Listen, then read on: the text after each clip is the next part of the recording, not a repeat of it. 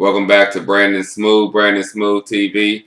I just watched the movie A Million Ways to Die in the West. Seth MacFarlane's movie. He's the dude that does Family Guy.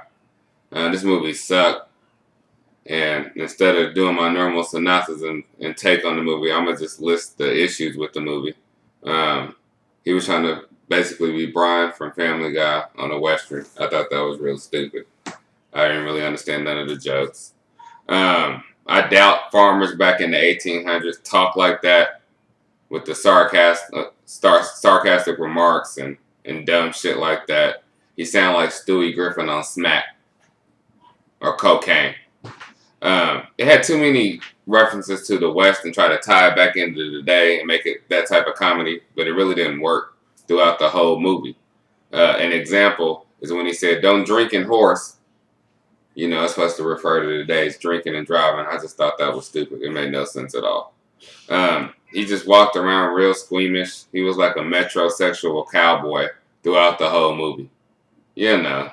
I waited to laugh through this movie. It took 15 minutes into the movie to get my first laugh. What the fuck? You know, it's supposed to be a comedy. You're supposed to laugh throughout the movie. Then they had Liam Neeson in the movie. Why they have Liam Neeson with an Irish accent? You know, I didn't pay enough attention to this movie to even care, but he had an Irish accent. He sounded like the Lucky Charms leprechaun when he talked to people. And, you know, if you give a villain a voice like that, it's not going to make him that intimidating. Or if it is, you got to give him some good enough dialogue to actually make it work.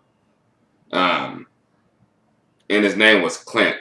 He got an Irish accent, and his name is Clint. I thought that was kind of crazy. I also wrote, who wrote this? Who the fuck wrote this? It sounded like a leftover episode of Family Guy that they stretched out and made a motherfucking movie. I just thought that shit was stupid. I got my first real laugh, spoiler alert, when a block of ice crushed the dude's head. That was probably the hardest I laughed throughout the whole movie. It had Neil Patrick Harris in there. He was playing a straight dude. That's an inside joke in itself. Then we got to a carnival game later on. They had a fucking runaway slave carnival game. I just thought that was a little bit too much. And as far as, we know racism has been throughout American history. We know that. But as far as the jokes he tried to put in there, they were all dry and irrelevant and just completely pointless. We did not need the movie to have that. So I just thought the movie was whack.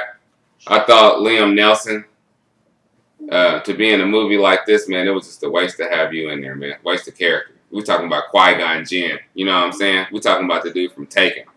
You know, so if you want to see this bullshit, go see it. I thought it sucked. I wouldn't waste my time. It lost my attention. 45 minutes in. And peace. Damn, fuck.